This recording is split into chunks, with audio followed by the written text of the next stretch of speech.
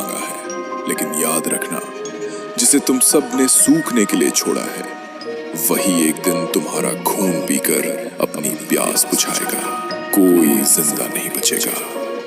फिर थुम थुम मर गया और उसकी आत्मा वहीं एक बिजुके में कैद हो गई। लेकिन जब सुबह गांव वाले वापस आए तो उन्होंने देखा उसका शरीर पूरी तरह सूख चुका था और नारंगी रंग का हो गया था। और फिर गांव वालों ने उस लाश को नदी में बहा दिया।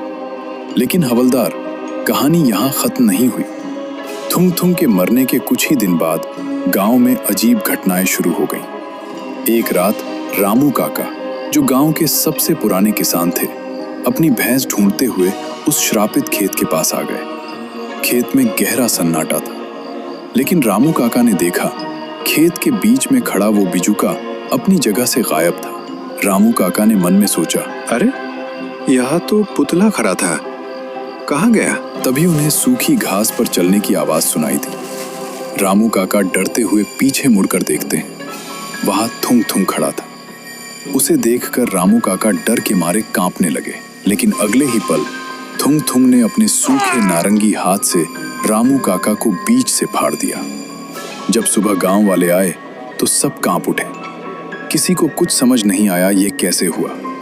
सबको लगा ये किसी जंगली जानवर का काम होगा।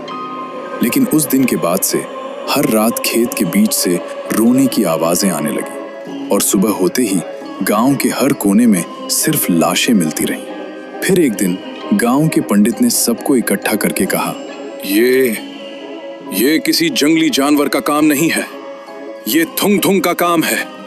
वो पिशाच बनकर वापस आ चुका है। हमें ये गांव छोड़ना पड़ेगा, वरना एक एक करके हम सब मिट जाएंगे। उसी दिन से लोगों ने सुखापुर छोड़ दिया और धीरे धीरे ये गांव एक श्मशान बन गया। हवलदार ने डरते हुए कहा, सर, तो वो पुतला अब कहाँ है? ये सुनकर राय स्टार ने खेत की तरफ देखा ही था कि तभी उसकी जीप के पीछे से एक अजीब सी हंसी की आवाज आई।